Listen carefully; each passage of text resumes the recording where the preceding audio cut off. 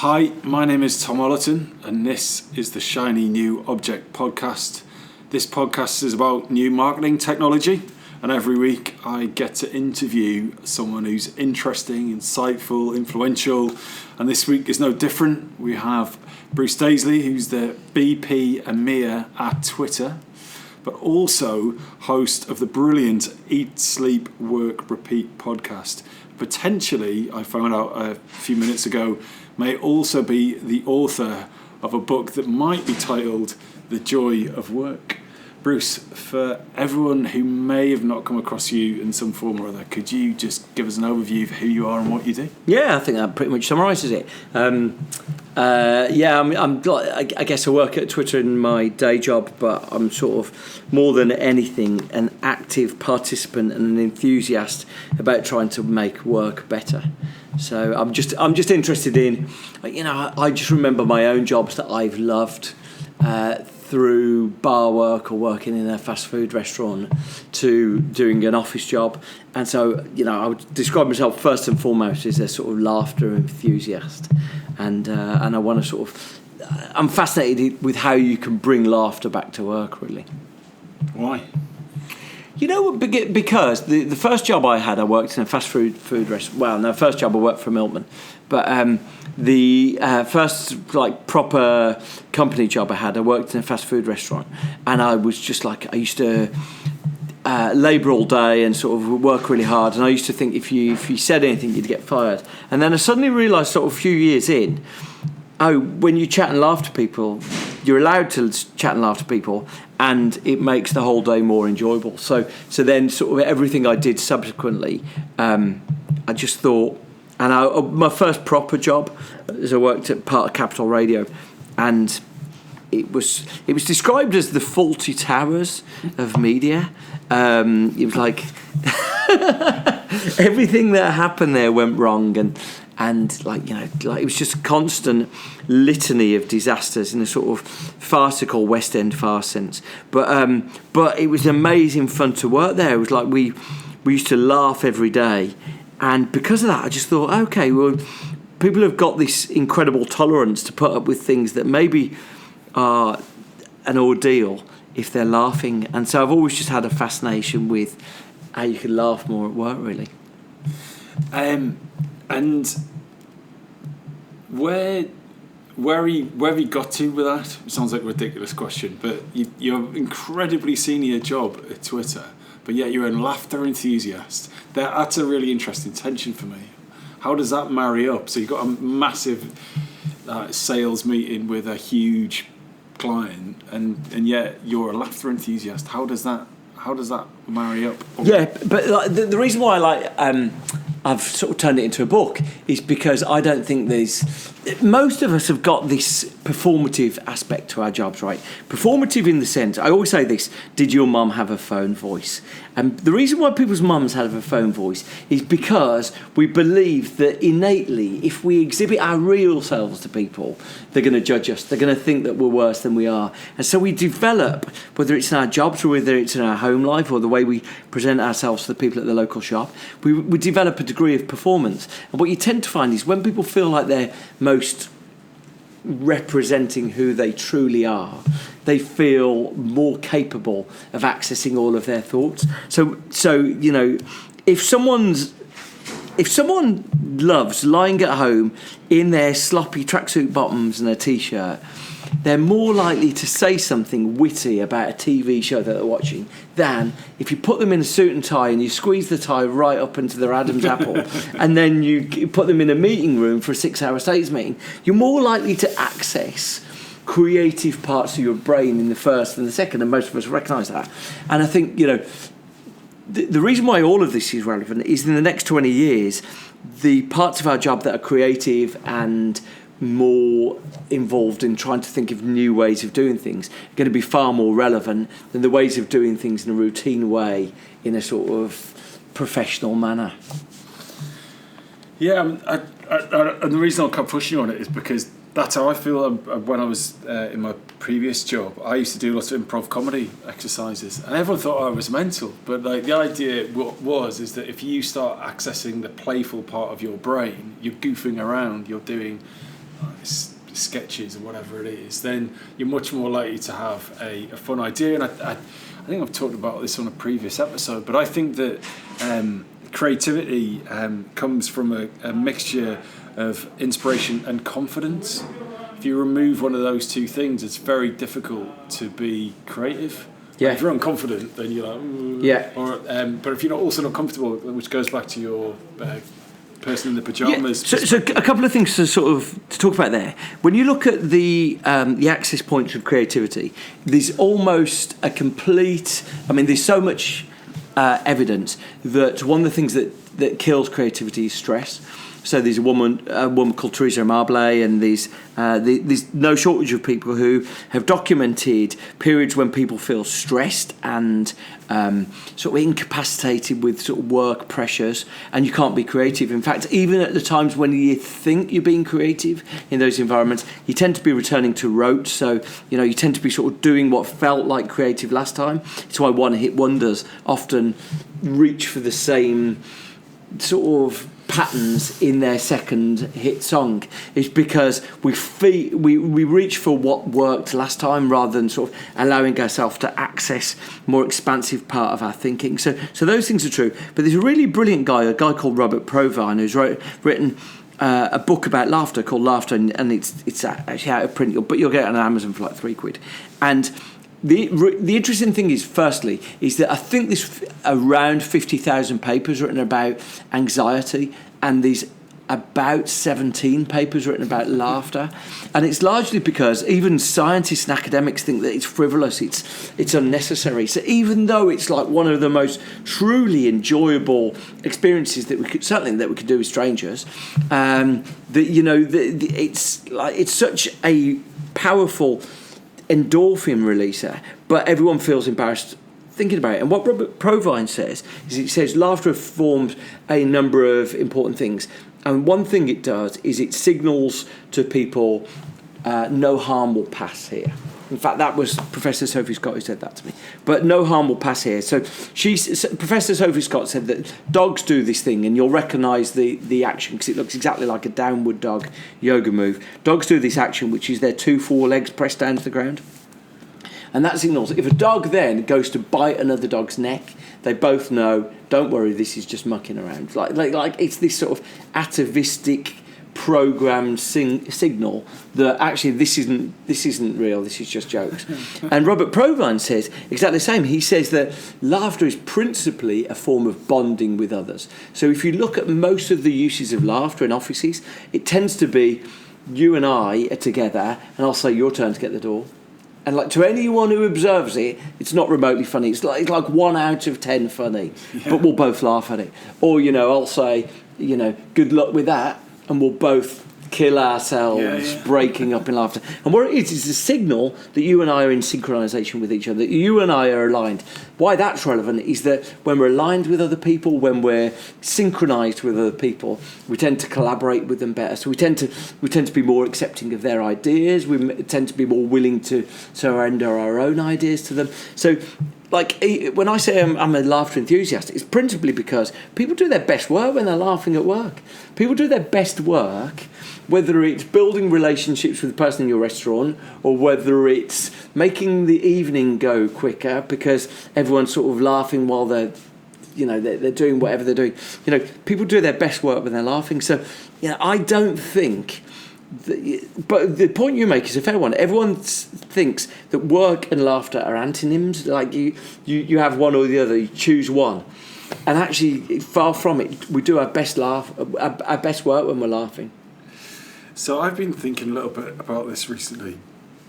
That I think friends in my life are the people that I've shared adversity with. Okay. And the currency of that friendship is laughter. So if you have a terrible job mine was at like a pizza shop. Yeah. Or if you had a really boring maths teacher at school, like you go through that experience with other people, they become very friendly with you. Or if you're at university, you've got no money, or you're in Hull or something. Yeah, come on, but you're not telling me that if you went out in the smash at the Glastonbury Festival for 3 days, you wouldn't form a enduring bond with those people because there was no famine on the Saturday. But that completely proves my point, because there is so much adversity at Glastonbury. It's raining or Edinburgh Festival. Could you make? Well, it is in Scotland, so it might be. Right, no, okay. You hear what I'm saying? I think like a bond. Right. It's the only time you make friends, but I think that those big friends you have in your life tend to be the people who you survived some kind of adversity with, and laughter for me is the thing that kind of symbolises that. Yeah, but only by extrapolation if you include school as adversity. I think life is the adversity, isn't it? The human condition is the adversity, and the laughter is just like what we're doing to get through it. So let's jump to some get to know you questions. Well, that's the natural progression. Right, so staying on books, what is the marketing book you recommend most often? Yeah, look, I'm not going to talk massively about marketing from a sort of front end like advertising thing, but the book I've loved, right, actually there's two, but I'll talk through both of them. I love this book called Social Physics by Alex Pentland, and I'll come on and talk a bit about where that's gone in a sec, but he spent a long time looking into the direct interactions between people in offices, and I think like he ended up making big conclusions about how creativity is formed. But actually, I'm going to come on and talk about that in the second half in the technology part. The second one is a book this year. It's bestseller. This book, Sunday Times bestseller, which is Why We Sleep by Matthew Walker, and there's no book I've read in the last 5 years that's had more of an impact on my behaviour. And in fact, what's been the impact? Oh, mate, because what he says, we've all lived in an era where undersleeping is fetishised, right? Yeah. That whether it's Marissa Mayer saying that she worked 130 hours a week at Google, or whether it's we grew up with Margaret Thatcher saying that she had 4 hours sleep Reagan a night. As well. Reagan, exactly the same. And Keith Richards. And the at the other end. Didn't sleep for 3 weeks. But so all these people have been sort of lionised for economising on sleep. And in fact, Matthew Walker is like the world's leading academic doing the first-hand research on it, but also he's been the guy who has sort of done this sort of meta-analysis. The book's basically a meta-analysis of sleep research. What analysis? A meta-analysis. What you find in academic papers, I've spent ages reading academic papers.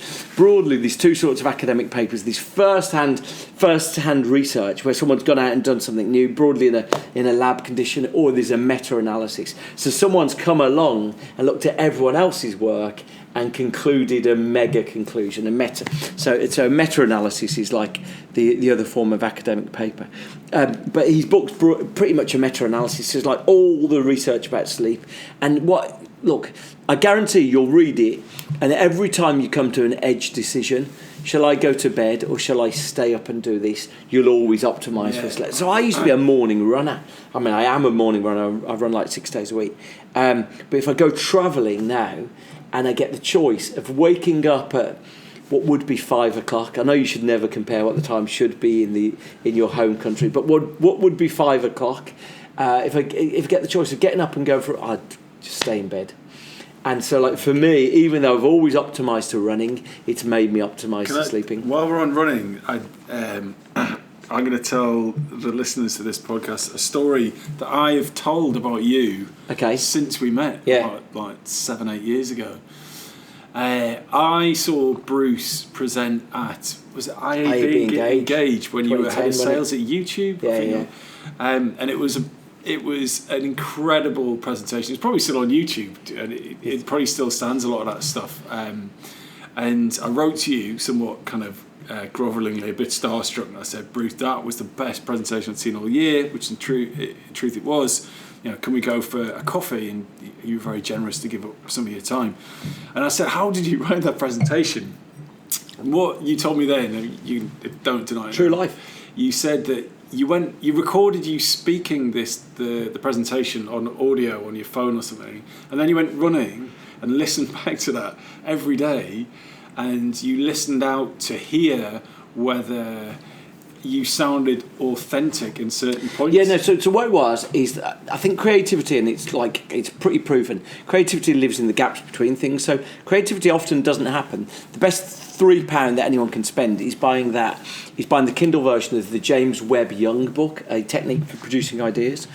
And it's really simple. It's like 1937, but it's for me the most exact encapsulation of what creative ideas is. And Steve Jobs said broadly the same. Steve Jobs said an idea is like a series of other ideas collided together, like sort of rammed together. But my feeling is, you know that thing when you've done a presentation, if your job is to do a presentation, you've done a presentation 20 times, the 20th time you do it, I guarantee is better than the first time you do it. Why? Because you sort of get into this mojo where you said an aside on the 15th time and it got a laugh. And so it becomes like, okay, well that's a bit, and then I'll expand that. Well, and that's the principle of putting together a stand-up comedy set. Yeah, exactly. You exactly start that. off with some stuff exactly that. and look it on paper, and then you put it out in the wild. And so, I wanted this YouTube presentation, to be really good, and I thought, well, the only way to make it really good is either to do it a lot. Well, I don't want to do it a lot.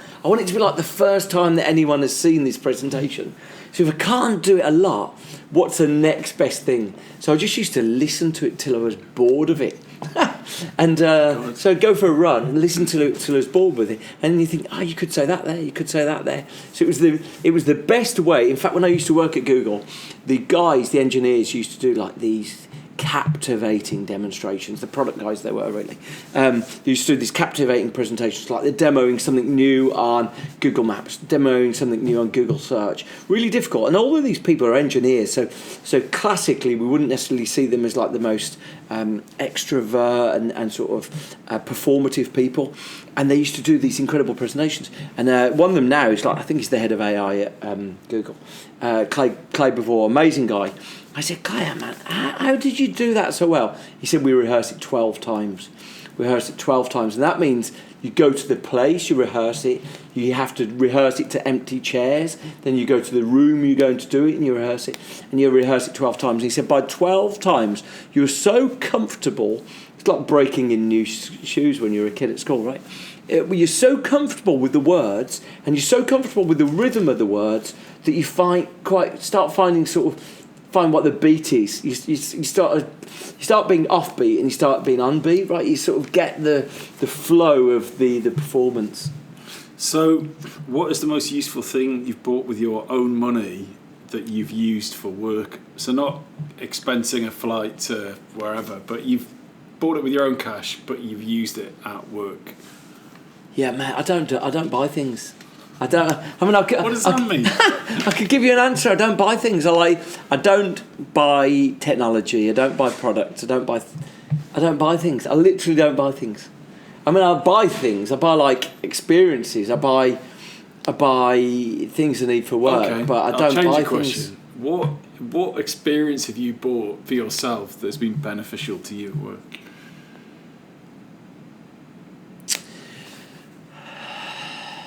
You can't say Edinburgh Festival.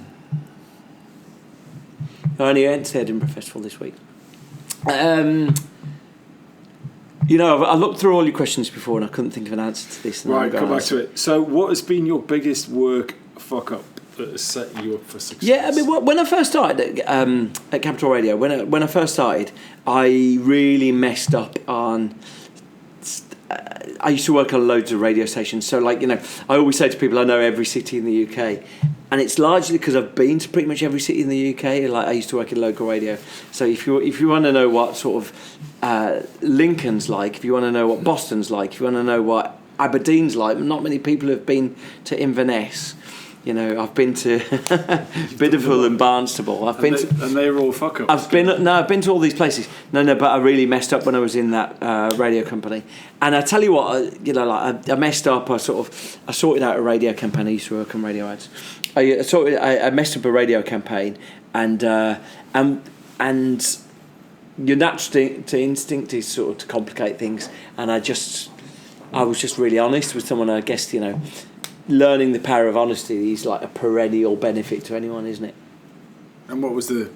Like, everything was last minute in radio. So we used to work burning fax machines, in the sense that, like, Friday evening at 5 o'clock, you'd be sending faxes to sort of Liverpool and Preston and I did a radio advertising campaign at Order wrong, sent orders out, and then what happened? And then I had to I just had to I had to fess up to the people who booked the advert went out wrong, or no, not enough of them went out. Not enough of them went out. And what did you learn from that? I mean, we were the Fawlty Towers of media. Like, these things were an everyday occurrence. But what happened? Like, I've not worked in radio. Just, someone was very angry, and like, you're learning the importance of just being honest when someone's angry, really. Because I think our natural instinct is when someone's angry, we become aversive. We become like, when someone's angry, we try and ride away from the anger rather than ride into the anger. So I get it. I get it a lot with people in my job, where people, my day and weekend and night, and every time I look at my phone, is full of angry people. And normally they're angry because they feel powerless, and something's gone wrong on Twitter, and they're emailing me, and they've found my address online, and they're emailing me, and they're angry. And so, normally, first you can never react to anger, but you just got to try and understand the position they come from and why they're angry, and then try and, if I can, resolve their issue. I mean, look, to be fair, half of them are angry because they've said something really bad on Twitter and we've closed their account down. So, look, there's a good reason. There's two sides to that Pixar story. So that's really interesting. I had no idea your job involved that. So this is someone who they've said something offensive, and you've then made I'll be sitting with my partner on a Saturday night, and a message will, and they'll say, "What are you doing?" And I'll say, "Oh, I just need to reply to this," and it'll normally be related to a Twitter user has had an experience, and so I get it 24/7. Look, I'm not apologizing. I'm not sort of asking for sympathy on it. It's like part of the job, but it just means that you have this constant sense of sort of answering those things. But quite often, I guess the balance that's changed, and I sort of feel pleased about this. The balance that's changed in the last 3 years is that it used to be people saying, "I'm having this bad experience on Twitter," and now predominantly it's people saying, "I was just having a conversation with someone online, and yet it got a bit heated, and my account has been closed down." And normally, if you're going to pick sides, I'd rather that account be closed than the other person be unhappy. So, what are the bad recommendations you hear in your profession? Yeah, life hacks, right? Anyone who tries to make you feel inadequate about the way you're living your life, because normally, so let's have a look. We mentioned Margaret Thatcher and Ronald Reagan being light sleepers, short sleepers, and what you get from Matthew Walker's book is that Ronald Reagan and Margaret Thatcher both slept 4 hours a night, and both of them, Matthew Walker will make really clear to you in the book, both of them died of degenerative brain conditions.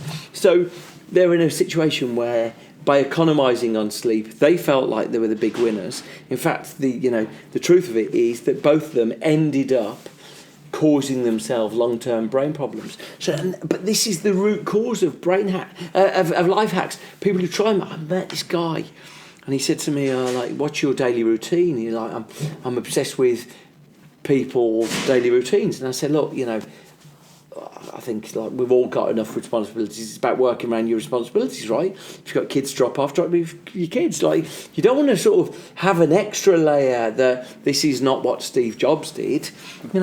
Christ." You don't want to be in a position that, well, I'm sorry, I don't want to drop off the kids' bab because Steve Jobs at this stage was working on we're all fighting a daily battle, right? Have you seen the documentary on Netflix about Adderall? The kids taking Adderall? No. Of course. Fights ADHD. Yeah. So people who don't have ADHD take Adderall so they can just stay focused. Any good? I've never done it. Right. I wasn't think any good. Yeah, no, sorry, I got bored halfway through, but I just think, but yeah. If only there was something that would have helped you concentrate. But it's true that there's so many hooky articles that are going to make you. Oh well, if only you did this thing. And I think what is very rarely talked about is that fundamentally most advice is based on really poor data. Like, what works for me is doing 20 press-ups every morning. Well, that works for you because you're you and absolutely you have your responsibilities, whereas someone else, or here's 7 things that will totally change your life, whatever. And the whole of life, here's my feeling, the whole of life is riddled with guilt. And it's riddled with guilt and inadequacy. And I think the truth that most of us has come to realise is that comparing is always bad. Whether it's scrolling through Instagram or whatever it is, comparing your life to other people's lives is always the route to unhappiness. But life hacks are exactly the same. The moment that you find yourself thinking, well, I'm not getting up at 5 o'clock to go to the gym and do, an hour and a half preparation for my Ironman, and then I'm not phoning Tokyo. Why am I not phoning Tokyo? Like, as soon as you start comparing all these things, it's the route to unhappiness. So, look, was your question the thing that you hate the most? I don't know, but it was something bad advice. Just find what makes you happy. Like, the fundamental thing, finding what makes you happy, is way better, right? And I accept that if finding what makes you happy is watching Netflix all day, that's not necessarily the route to being the CEO of a Fortune 500 company. Which is necessarily going to make you happy. Yeah. And Bruce, can I try something new on you? I've got a listener question. It's not aimed at you. True life. This comes. It was on LinkedIn today. What is the most exciting thing you've seen that reaffirms why you love what you do? I'll read that again. What is the most exciting thing you've seen that reaffirms why you love what you do? Yeah, look, I mean, in a broad sense, I'm a technology optimist, and I think probably that might be a disadvantage as well as an advantage. So, when I was my dream when I was 16 was to be on the Rainbow Warrior, and to be like, to be a Greenpeace activist, and to be a sort of an insurgent, troublemaking ecologist. And if I think like the time that's passed since, there's been no source for optimism. But so broadly, what I've seen that makes me enthusiastic about what I do, I think for anyone involved in technology, I think that the way that the economics of solar power at the moment are changing are exhilaratingly fast.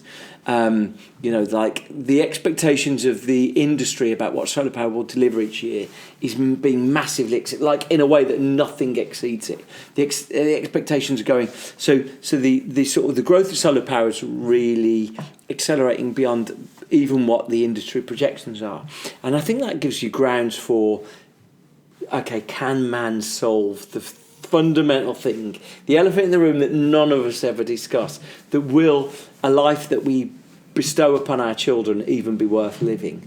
And I think I'm optimistic about that. So I think broadly, it's meant that I spend a lot of time using Twitter, and I also work there, but that's not why I mention it. I follow a lot of green energy people right now because it sort of fills me with a positive hope. I think so. That's what I feel energized by.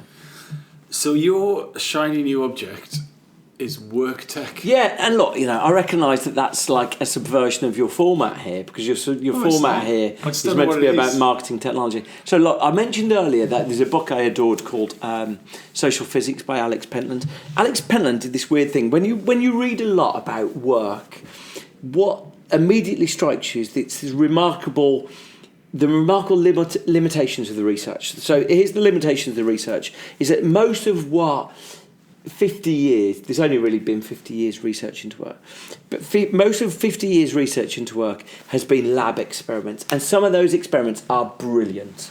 There's a woman called Alice Eisen who pioneered really sort of led to the pioneering of positive effect. Positive effect is what they call it. Feeling good is what you and I would call it, or good mood. But Alice Ison did this sort of definitive experiment where in 50 years ago, it's literally 50 years ago this year, where she did this remarkable thing where they phoned up, they had door-to-door people going around people's houses, gifting them free gifts.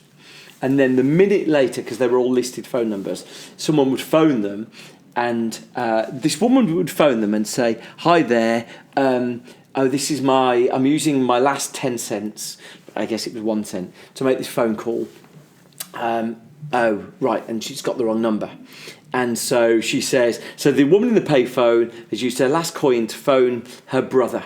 But it turns out not to be her brother, it turns out to be the person she's phoning in the house. And so here's what they did. So there was an A/B test there. Some of them had received the free gift and received the wrong number. Some of them hadn't received the free gift and received the wrong number. So you get what I'm saying? Yeah. You're looking confused, Tom. No, I'm with you. Okay. With you. And what they found was, if you're in a good mood, you act far more charitably. So if someone has just gifted you, in this case it was like a stationery set, if someone's just gifted you something for free, then when you receive the wrong number, you're far more likely to suggest, give me the number, why don't I call your brother?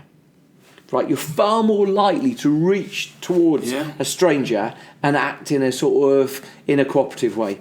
Alice Ison helped create what has become positive psychology. So amazing, but most of those experiments are done in sort of those lab conditions. They're artificial environments. So some of the people that I adore, Teresa Marbley, Barbara Fredrickson, amazing experiments, but they've got a degree of artifice in what they do. And Alex Pentland, thought, I wonder if we could get better than that. I wonder if we can bring scale to human interactions and the study of them. So he created, most people now who work in offices have these badges they bleep in and out of the office with. And Alex Pentland said, how about if we put an RFID chip in there, we put a mobile technology, if we put all that in there, and then we start spotting what's going on live, like the David Attenborough of offices. David Attenborough of office data. How about we go and we start tracking what's happening in offices live? So here's what they did. They had a microphone in these badges, and this is just the badge that you bleep in and out of, your Oyster card of work. We've all got these things. And they started tracking social physics, started tracking these interactions. Here's what they found. So they were able to start measuring what led to be a creative office and what led to an uncreative office, what led to a productive office, what led to an unproductive office. So they were able to do these tests, effectively like heat maps of, I was chatting to Tom, but then I was going to chat to Philippa, and then Philippa chatted to Sandra, and then what the interactions were and whether that characterised a productive office or an unproductive office. Really interested. So social physics, it's about a 10-year-old book, but it's led to this. You can't leave it there, man. What was the insight? I'm going to tell you.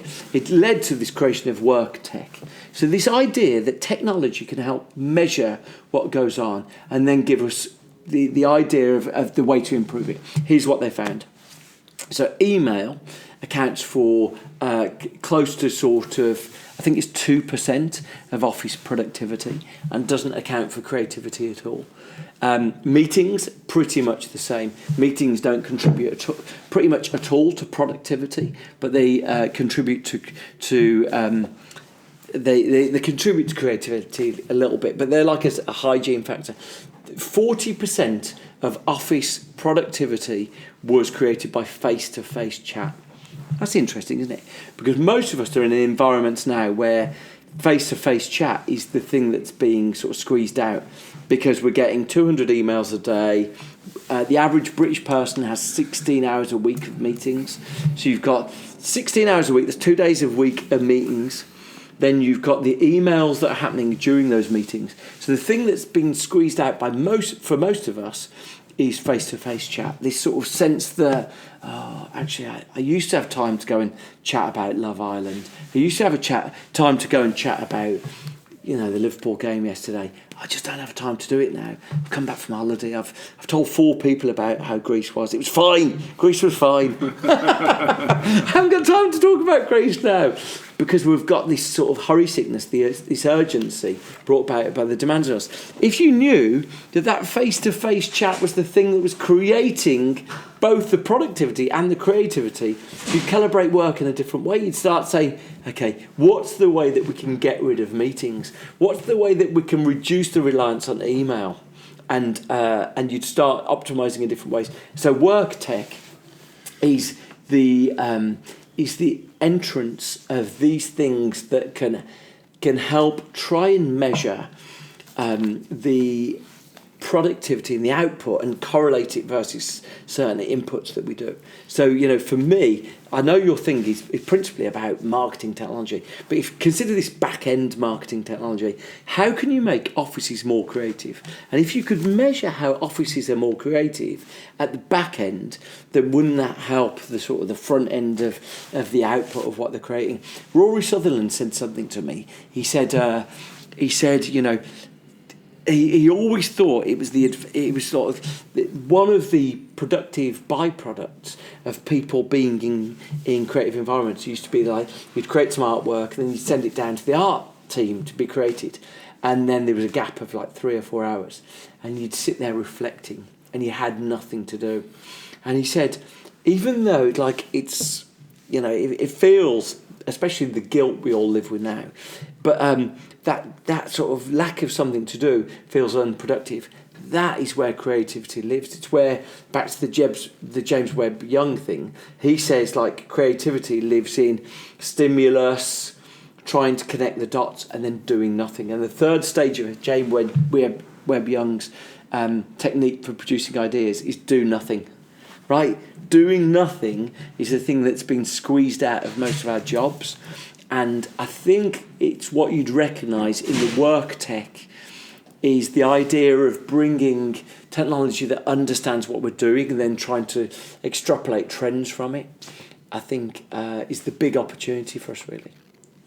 So what other examples of WorkTech do you have? Absolutely, but this is the critical thing. I think, work's going to go down the route of being a very polarised. It's not even going to be segmented. It's going to be a very polarised environment. So there's a big world famous retail website that has pioneered some WorkTech, which is all about little wristwatches, the little Fitbits of work. Imagine a Fitbit of work, but it buzzed when you hadn't done anything for 5 minutes, or it sends you an alert. Your inactivity has been alerted to your supervisor, and it feels like something out of Black Mirror. It's a patent that went through this year. And so we're going to find ourselves in a sort of unevenly distributed world of WorkTech, where some of the WorkTech is, hey, I just want you to know that our relationship with you is the data on your badge will be anonymised, and we're only using it to try and understand what are the most productive places of the office and the most unproductive places of the office, because we're trying to gradually increase our productivity by these interventions. And there's going to be some places that are like, screw you, knobheads. Who was that hiding in the warehouse for 20 minutes? We're on to you. We're going to dock it. And so there's going to be so there's no shortage of these things. Now, the critical thing is, I chatted to one of the companies that came from Sandy Pentland's work at the Massachusetts Institute of Technology, and he sort of developed this technology from there, and they spun it out into a company called Humanize. And the company Humanize, they say, look, we believe that this is going to be, RFID chips are very cheap. We believe the technology will become standard, but the analytics will be the differentiator. But I think the critical thing is that most of us in 10 years' time will be in an environment where our activities in work are as monitored as our output of work. And so you want to be in a place that's progressive. That's why, to some extent, it's alarming, because in a world where we're going to be measuring our performance against machines, measuring our performance against each other, if there are hidden metrics that we don't even know what they're measuring, then I think that's one of the challenges to WorkTech. So no shortage of WorkTech. In the same way, right now that maybe through the Cambridge Analytica thing, we've seen that some of the data that we submit willingly is being subverted and used in a different way. Similarly, we're going to be submitting data on a work basis, and we probably it's going to be twin track, because we want to probably work in an environment where there's a trust and respect of people rather than a suspicion and sort of scrutiny of them. So you basically invented a category here. What is the one thing that everyone does every day? Most people do most days is work. And what data are we currently creating with work? There's email traffic or clocking in. But what you're talking about is collecting physical information, location, but that's what speed, who are you speaking to, which is incredibly interesting. Yeah. So you've almost kind of pointed at a huge gaping hole where tech could be. Right? And it's so interesting what you say about what is the perfect. How could a CEO or a COO tweak the office to make the output more creative? Yeah, and that's why I guess two things to try and link at what I've said before. What you find is that, as Sandy Pentland said, 38%, 40% of office productivity comes from face-to-face chat. So those moments of you laughing with someone about something stupid that happened yesterday to Dave suddenly becomes a moment that then transitions into a moment of, by the way, just while you're here, there's just this idea I wanted to talk to you about. So those moments of synchronization suddenly become the secret fuel, the rocket fuel that propels creativity. However, not every office is going to have that. Not every office is going to do it. But the stuff Sandy Pentland can get, bear in mind, this is WorkTech 1.0. Yeah. The stuff they get is that they've got microphones in the badges, and while they anonymise the data, they use tonality of the voice to see whether I am monologuing or asking questions, whether there's a balance of conversation. And have you used those apps for working out the balance between male and female voices? No, I haven't. Tried it? I haven't. I tried one. What's it called? Gender something or other. Okay. And then there's another app that checks when a man interrupts a woman. Right. And we did it once at my old place, and we just worked out. And I think there was 2 women in the room and 4 guys in the room, and actually, and for We Are Social, incredibly, gender balance at leadership levels. There wasn't a huge surprise for us, but it was interesting the change in my psychology, because I didn't tell me when I was doing it. The change in my psychology when you just put your iPhone down on the table, because just having that kind of data it kind of makes you think, right? But the thing, exactly that, and I tend to think that all of these interventions tend to prove far more powerful. I know that we're scared that something's going to happen. I'll give you one example. So Ben Webber from Human Eyes, they worked with a call centre. So it's a Bank of America call centre, and like call centres, we all think our jobs are more exciting and more evolved than call centres. Call centres are just like an accelerated version of our jobs. Pick up the phone, you interact with someone, you deal with their problem, you put the phone down, rinse and repeat. So all of us, we have to deal with and pick up the phone, there's a problem, there's complication, you act as an intervention, you resolve it. The call centre person needs to sort of provide a moment of what I would describe as creativity to solve their problem. And it might be a routine bit of creativity, let me reset your password. It might be a sophisticated level of creativity, right, let me get you onto a better payment plan, whatever it is. But here's what they found. The people in call centres, because they're in this evolved battery farm of work, they were going staggered breaks. So I'm sitting next to you, and we're sitting next to 16 other people, and so there was no reason for it, but I would go on a break different time to you. What do I do on my break? I go and sit in the tea room, and I have a cup of tea, staring at my phone. They said, I wonder what would happen. This is 2,000 people here, so service doesn't go down related to when I go on my break. I wonder what would happen if I send this 16 people on a break together. So this free intervention, because the breaks were already happening. Here's what they found. They found that stress levels went down by about 15%. Why? Because you just come like we expose the worst side of ourselves to call centre workers, right? We believe we've got this innate idea that there's some free shit out there if we just say the right combination of words, and so like people are hostile and prickly to call centre workers. So we expose the worst of ourselves. So these call centre workers are coming off our phone calls stressed. Now, it's not bad enough that go home and you go talk to your partner about it, but it's bad enough that you're going to, maybe sort of in the moment you feel anxious. So the stress levels went down by 16%. Then what they found was the group bonding, the group sense of sort of coherence between the group went up.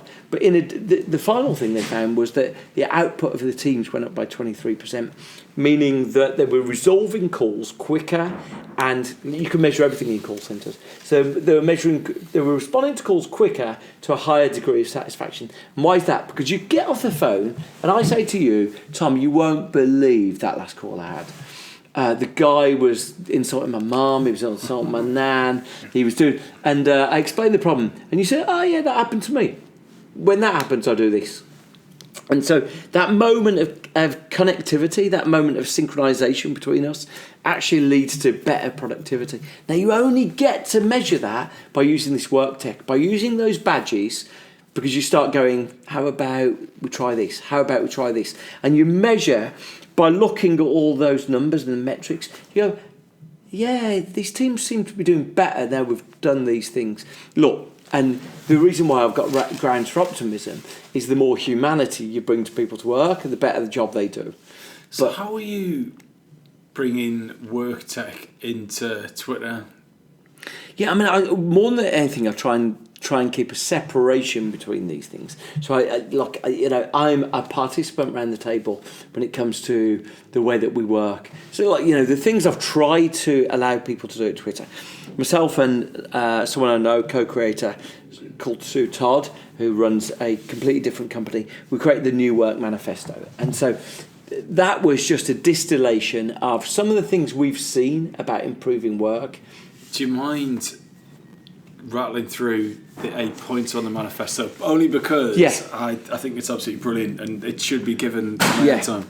So what we did, so it's myself and Sue, I've known Sue for a long time, I worked with her 3 jobs ago, and we just said, I think both of us are of a like mind, where work can be enjoyable and productive. They're not in opposition to each other. It's not the idea that, people saying, all right, no more messing around, now time for the serious stuff. Exactly the opposite of that. More time for messing around, because now it's the business end of things. And I think both of us have got the perspective that you can do your best work while you're laughing. And in fact, Daniel Kahneman, a Nobel Prize winning economist, he said, I loved it, in a book called The Undoing Project last year, he was asked by Michael Lewis, and he said, my favourite time of working, he worked with a guy called Avon Tversky, and he said, my favourite time of working, he said, was it Amos? I think it was Amos. Amos Tversky. He said Amos was a very, very funny guy, and we used to laugh every day, all day. Right. He won a Nobel Prize for that work. So look, laughter is not in opposition to doing our best work. It allows us to access our most creative thinking. Anyway, so myself and Sue created this manifesto, and we just thought, let's create a distillation of the things that we think people should be doing to try and make work more tolerable, and largely informed by the fact that a lot of people are going, man, I just feel knackered, and they might not admit it in their work voice, but when it's real talk back at home, they're going, man, I am burnt out, I'm knackered, I'm exhausted. Half of all people feel exhausted at work, and one of the consequences of exhaustion is loneliness. So people are feeling lonely and exhausted at work, and we just thought, I don't know if we're going to solve any of this in big sweeping things, but I wonder if these little things that people can do to make work more tolerable. And so, as much as I can rattle them off, you can, if you search New Work Manifesto, it comes up. But these things like take a lunch break, science of lunch breaks, it feels like it's a challenge to the way we work, because we think, oh man, I've got 40 emails. If I just sit here now and I'll go to prayer, I'll grab a wrap, and I'll just get through peck through emails with my avocado wrap in my hand. And when you mean take a lunch break, what does that mean? You leave the office and do something that like doesn't have to be food. No, in fact, the best thing. I mean, look, you're going to eat at some point, but like actually some social interaction, some engaging with something else. And how long are you suggesting? It's got to be more than 10 minutes. Right. Okay. Sense renewal. The best thing I can say about taking a lunch break, and I spent ages researching this for my book, but the best thing about taking a lunch break is it improves your weekends. So if nothing else, by taking a lunch break every day improves your enjoyment of your weekend. Okay, so even if you think I'm just getting through these emails, what you're doing is you're creating a sense of exhaustion and being spent by the weekends. People who take a lunch break enjoy their weekends more. My God! Right? How about it? Have it. That's free. And like turning your notifications off on your phone. Not emailing on a Sunday, having a digital Sabbath, and having a break. It feels like, my boss emails on a Sunday. And you go and ask, every boss you ask about emailing on a Sunday, they say, I was just clearing my inbox. I get it. We all want to clear our inbox. Like, it's the state we all want to reach inbox zero. I know you don't, but most of us want to, sane, rational people want to reach inbox zero. And but by emailing on a Sunday, what you do is you transport everyone to work. Here's what happens: every boss who emails on a Sunday, every hour a boss works on a Sunday, each member of their team works 20% of that hour. So if they've got a team of 8 people, if they email for an hour on a Sunday, they create an hour and a half of work. They create, they force everyone else to work. Really clear science and research on it. And so the New Work Manifesto has these... Can we just backtrack on that? So I hear you. Every hour a boss works on a Sunday, their reports work 20%. 20%, yeah. How does that work with suppliers? So, say for example, I'm working for you, and I'm your agency, and I'm like, do you know what? I was snowed under with other stuff. Actually, Bruce, I've just got my head down. Is it bad for me then to go? I'm sorry, I was supposed to send this on Thursday, but actually, I've had the morning off. The big challenge of digital technology is that we reach a state of learned helplessness. We believe that we can't push back against it, and especially anyone who's got clients or any sort of interaction, which is 3/4 of the workforce, right? Most of us have got someone we're servants to. And there's probably the best work on this is by a woman called Leslie Perlow.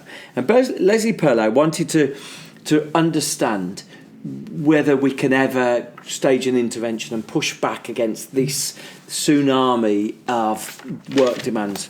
And what she found was that so she went and she searched where she found the biggest example where there was no gap between work and home life. And that was people working in management consultant firms. So the rule of thumb working in Boston Consulting Group, where she went, was that you replied to every email within an hour. That was the rule of thumb. No client email was left more than an hour without an intervention from someone. So it created a hyper-connected state of urgent anxiety. That sense that we need to be connected all the time. She did 2 experiments. I won't go into full details now because we're coming to the end. But she staged these interventions. One where people were disconnected for a full day. They weren't online at all. One where people had 1 night a week off email. Both of them, the people felt more collaborative with their team members. So people worked to help each other. Dave's off email tonight, so let me help you here. People started helping, calling out, how can I help you tonight? How can I sort this out?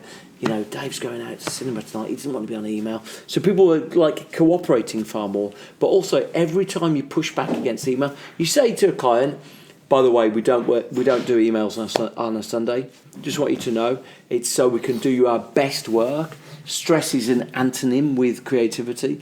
So we can do our best work. We don't do emails on Sunday. But if it's urgent, phone me. Yeah. I always answer my phone. Why just Sunday in that case? Yeah, Saturday and Sunday, but I think like Sundays, that if you're going to start, I think the new work manifesto, the idea is like, let's just protect small things first and then build from it. So the idea, the other thing in there is 40 hours is enough. And there's no shortage of evidence that even though we celebrate these people who work long and hard, there's no suggestion that they work better than people who work 40 hours. So I was listening to I think it was the first podcast after Christmas where you and Sue went through all of the 8 points, and I think it was, Sue said something like, "Oh well, my mate's just set up a startup," and I think you said something along the lines of, "Yeah, well, if you've got like a deadline or like something needs to get done, yeah, you can work a 12-hour day, but that can't be the normal." Which is a fair and most of us have got that experience, right? You cram for exams. But there's people who work for startups who listen to this going, "Well, 40 hours a week sounds great. I get that done by like Wednesday or something." So how does the new work manifesto flex for different people at different times? I mean, look, I think the most important thing to think about is when you were cramming for exams, when you were working 16 hours a day, when you were waking up and doing like revision, or when you were writing a dissertation, it was a short-term burst that led to often quite big dissipation at the end of it, right? At the end of your dissertation, there was dissipation, right? Like you had like a massive blowout. Right? Why? Because it's like a relief of that stress. But you can't continue it. One of the best things I was looking at this year, there was a piece of work by a woman who used to be an investment banker and then became a researcher. And so she studied the work of bankers. And she said, like, these people who are working 120 hours a week, so like exhausting. And in almost without exception, they were ending up with anxiety, eating disorders, in some cases cancer. They were ending up crushing their immune system. In fact, there's a book by Jeffrey Pfeffer this year called Dying for a Paycheck. Overwork leads not to productivity. It doesn't lead to the house in the Hollywood Hills. It leads to exhaustion and you damaging yourself. And has there been a meta-analysis of my new thing of the super successful people? Steve Jobs, did he do 40 hours a week? Get out of here. I mean, Steve Jobs, if you want to pick, like, a unicorn, Steve Jobs is the worst example.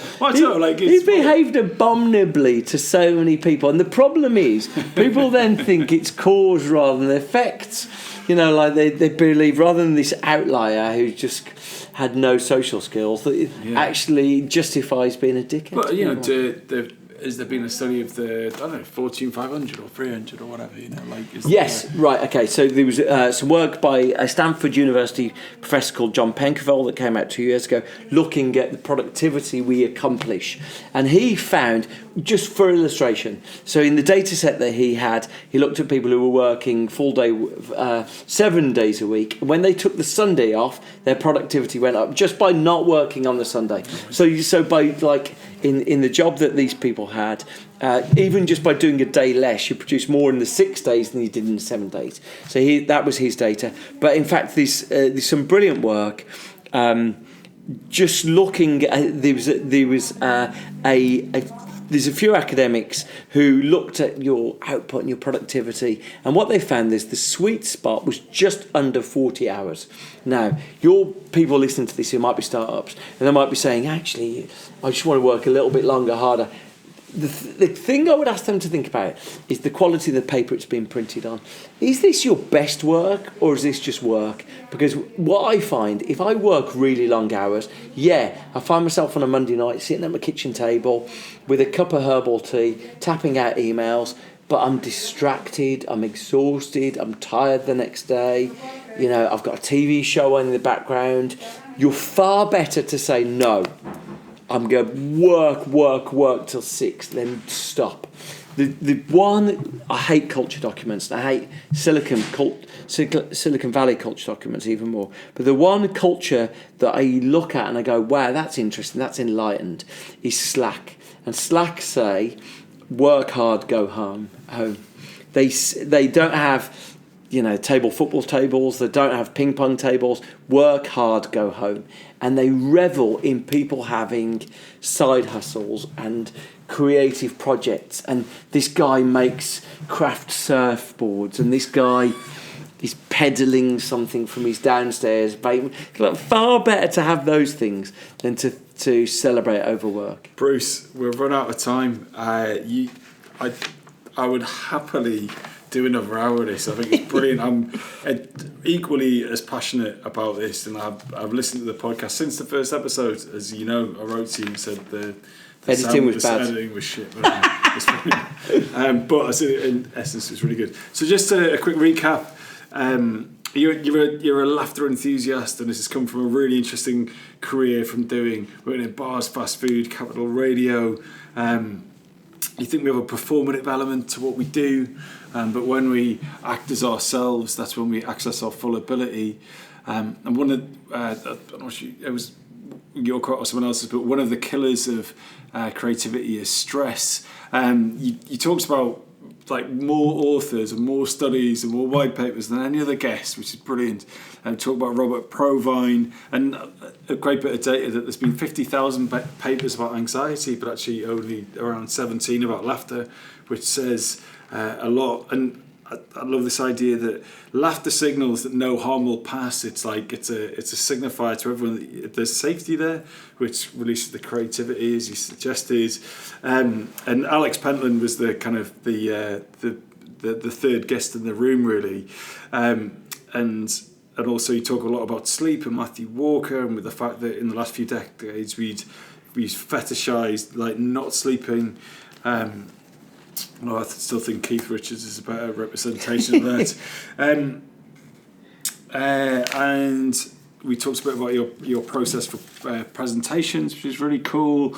The fact you don't buy things, which is weird, but we got stuck there, but that's fine. You're a tech optimist. You're interested in solar power. No, I had no idea. And the quote that probably moved me the most is that, will the life we bestow on our children be worth living? And potentially with this technology, it might be. Then we talked about the fact that 2% of email adds to office productivity. Meetings add no percent to office productivity, but face-to-face chat really does. And the average UK person has 16 hours of meetings. Wow. 24 for managers. Wow. Even better. So how do we make your office more creative? And then we kind of got onto... We got onto WorkTech, which I think is a category you're obviously very passionate about. Also, it describes to me in a way that I'd never even thought of before. And the idea that some retailers are buzzing people when they haven't been doing enough work, and how we're potentially going to be polarised between an office that uses anonymised data to help us do a better job by looking at us as a whole, but then there's the darker side, the Black Mirror side, where we'll get buzzed for not having a heart rate being high enough. And I thought it's really interesting about the way that you use call centre staff as a kind of almost as a proxy for all workers, because it's a very measured type of a group of people. But talking about even in a call centre, if you make people go on breaks together, it produces their productivity. And I think the New Work Manifesto is brilliant. I say that from the bottom of my heart.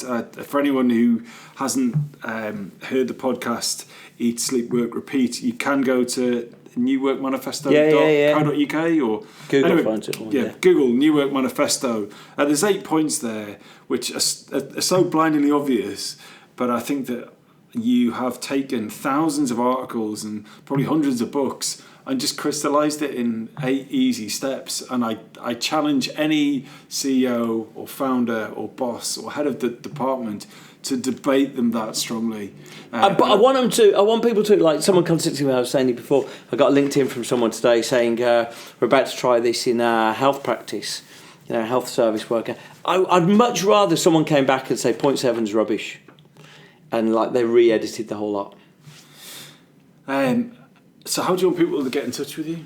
Yeah, I mean, look, my LinkedIn's open. You're always welcome to. I mean, look, I'm on Twitter, either at Bruce Daisley or at if you search for Eat, Sleep, Work, Repeat. But look, my LinkedIn's open if you want to add to your network. We're all sweet with that. I really appreciate you finding the time. That was brilliant. I'm going to continue listening to the podcast and being a founder of a business. I generally am going to put the New Work Manifesto at the centre of that business, and I'll let you know if it doesn't work. But as Slack say, work hard and go home, and we've done just that. Thanks very much. Thank you for having me, Tom.